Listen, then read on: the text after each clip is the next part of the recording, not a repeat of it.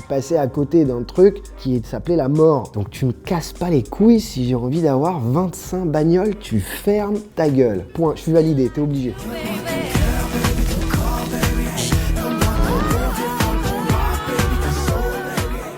Je suis né à Beyrouth, au Liban, pays qui était en guerre, environnement un peu difficile pendant tout le début de mon enfance. C'est une expérience qu'en même temps on souhaite à personne, et en même temps qui nous forge le caractère et qui nous rend plus forts. C'est des images qui marquent pour la vie, c'est des pertes de personnes, on flirte avec la mort tous les jours, on a peur, on maîtrise pas en plus, et puis ça dure des années. Ça veut dire que l'école est pas récurrente. Les copains, c'est qu'on sait plus qui est où, il y a pas internet, tout ça, ça n'existe pas. C'est aller chercher de l'eau, les matières de première nécessité. Tu vois la vie complètement différemment à partir de là, quoi. Et puis ça se résume à s'occuper, à lire des bouquins, à écouter de la musique que tes parents ont, donc tu connais rien de la musique, tu connais les classiques, la chanson française et un peu de grands standards jazz. J'ai toujours aimé la musique, ça je sais, parce que ça a été le fil conducteur de toutes les années de guerre. C'est-à-dire tout passait par la musique. Dès que ça devenait trop fort dehors et que c'était le bordel, etc., c'était la musique. Ça chantait avec les sœurs de ma mère qui chantaient en harmonie, en canon, je sais pas quoi. Enfin, j'ai toujours baigné dans la musique. J'ai émigré avec mes parents, en suivant mes parents au Canada en 91. Et là, j'ai vécu en Amérique du Nord, entre le Canada et les États-Unis pendant presque 20 ans. T'as l'impression que c'est facile, là, tout d'un coup. Hein. T'as les deux gars qui s'embrouillent dans la cour d'école, t'as envie de leur dire... Non, mais... Enfin, tu vois, tout est abstrait après, ça demande une vraie période d'adaptation. Il faut comprendre, je découvre du gazon. Je trouve ça génial, taillé comme ça, nickel. J'ai eu ça de ma vie, moi. Bitume et débris, quoi. Et poussière. Tu vois, les gens, ils ont des maisons pas cassées, sans abri, sans mur de pierre devant pour protéger les fenêtres et tout. Des bagnoles, des machins. Les feux rouges, le truc qui s'allume, tout le monde s'arrête. Il devient vert, tout le monde démarre. C'est super, ça n'existe pas ça, j'avais jamais vu ça de ma vie. Je pense que c'est un peu l'origine du personnage de Camaro à la base, c'était ça. Rien n'était assez pour moi après ça. Je voulais tout. Tout. Quand ça escalade, après ça devient la réussite, l'envie, l'argent, mais c'était pas l'argent le truc, c'était le fait d'avoir, de plus manquer. C'est des trucs de code américain que tu découvres, tout dans l'exagération, tout dans le too much. Et le personnage de Camaro, je pense que je l'ai pas créé, je l'ai vécu. Ça me fait vachement du bien ce bonhomme, hein, parce que c'est l'extrême qui m'a guéri. Qu'est-ce qu'il y a de mieux pour oublier que de foutre ton cul dans une Ferrari à 21 ans? Moi, ce qui m'importe, c'est de me dire, j'ai réussi quelque chose. Enfin, je suis passé à côté d'un truc qui s'appelait la mort. Donc tu me casses pas les couilles si j'ai envie d'avoir 25 bagnoles, tu fermes ta gueule. Point. Je suis validé, t'es obligé.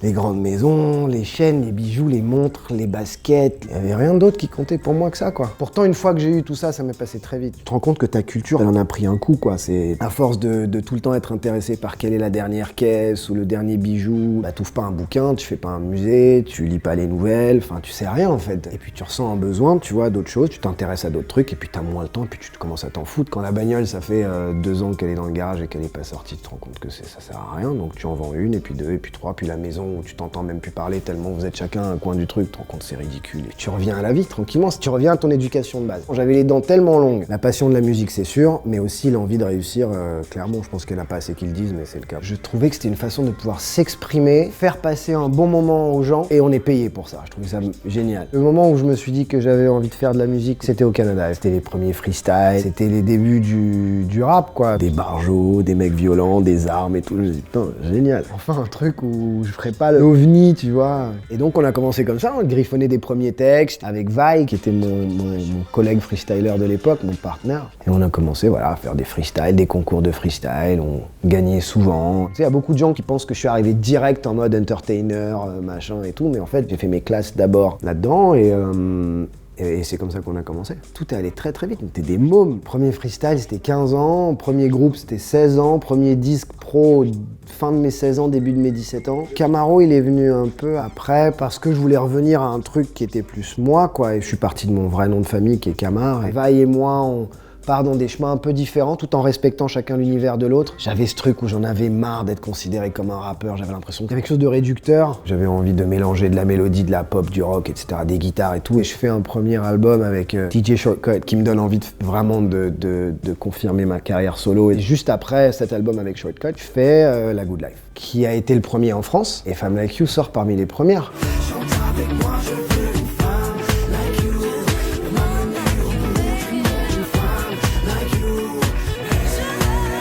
Là, là, je sens que j'ai le truc ultime qui ressemble à ce que j'avais en tête. Et c'est là où j'avais envie d'exagérer le personnage et je me suis dit, ils vont être furieux, les mecs. J'avais pas la moindre idée que ça allait faire ce que ça a fait, mais je sentais que c'était ok, les gars. Ce que j'essayais de vous dire depuis un moment, c'est ça, c'est cette chanson-là. L'inspiration sur cette chanson, elle est venue d'une espèce d'idéal. Je la voyais pas, la femme like you, genre physiquement. C'était une espèce de posture pour moi de me dire, il y a ce truc d'appartenir à la société, de pouvoir être parmi l'élite. Et ben, il y avait aussi cet idéal de couple fort, de chimie, que j'ai mis en image sous forme d'une femme like you. D'ailleurs, elle a commencé à la gratte. C'est pas genre on a commencé avec une prod.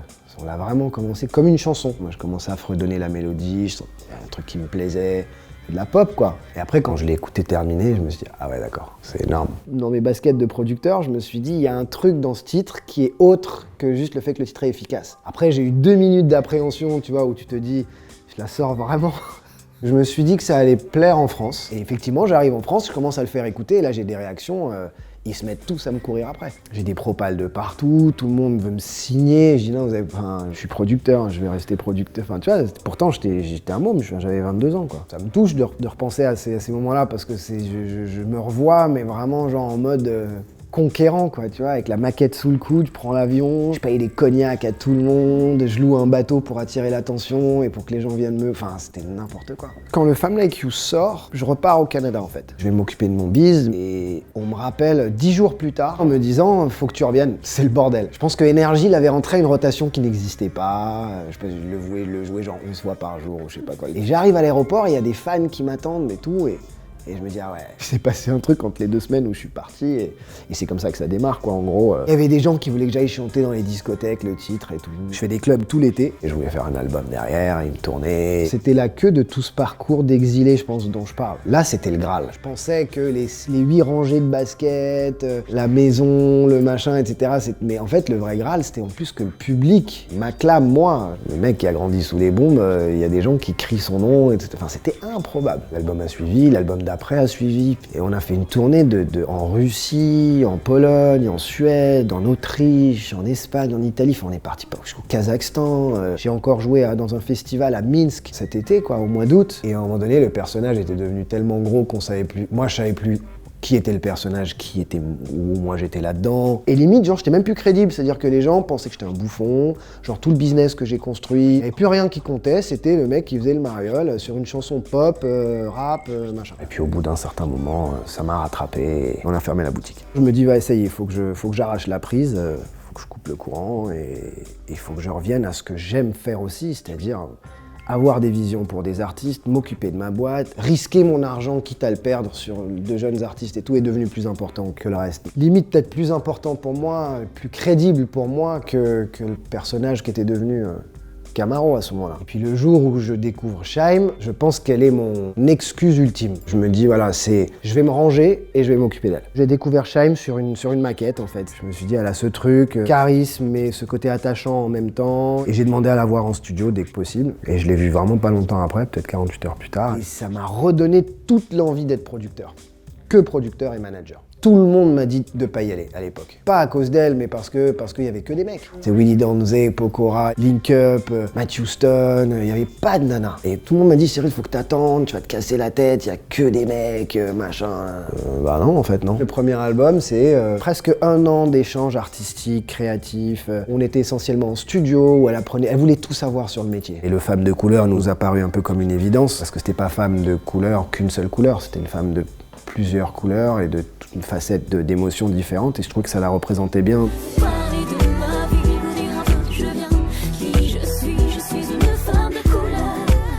Donc voilà, premier titre sort et c'est un succès. J'étais sûr qu'elle allait s'inscrire dans le paysage français. Quelqu'un qui a une artiste comme ça dans son studio ou dans peu importe où en casting et qui voit pas le truc, il faut qu'il change de métier, quoi. C'est une évidence, ça se voyait, elle en avait envie, elle était sérieuse, et donc ça fait 15 ans que ça dure. Tu vois, je vais avoir 40 ans dans quelques mois, le quelques c'est peut-être 1 mois. Et je suis plutôt bien, enfin tu vois, je suis fier de tout ce qu'on a fait, je m'en suis bien sorti. J'ai loupé une date anniversaire il y a 5 ans quand c'était les 10 ans de Femme Like You. Et puis tranquillement, ça a mûri dans ma tête et je me suis dit c'est les 15 ans d'un titre qui a changé ma vie. À la base, c'était on fait un seul concert. Je monte sur scène 15 ans après, une fois. Et c'est sold out au bout de 4 jours. Déjà, je me dis, oh, c'est bizarre, moi je pensais que personne allait venir. De là, on s'est dit, bah pourquoi pas essayer de faire des nouveaux titres. Après tout, ça fait 10 ans que j'ai pas été en studio pour moi. C'est particulier, quoi. C'est redécouvrir l'écriture. En plus, les 10 ans qui passent, c'est aussi toi qui changes et qui mûris et t'as pas envie de parler des mêmes choses. Et forcément, tu peux pas te dire que tu vas réitérer un Femme Like You. T'es pas en compétition avec ce que t'as fait avant, tout simplement. Et puis il n'y a plus le personnage. À l'époque, tu t'entendais une chanson de Camaro, c'était tout le truc qu'il y avait autour du personnage. Aujourd'hui, tu entends une chanson de Camaro, tu vas avoir ce qui m'intéresse ou ce qui me parle dans la vie de tous les jours. Pour la suite, j'ai envie d'aider encore plus d'artistes, d'en faire plus pour la culture. Je crois que notre culture, c'est dingue ce qui se passe là.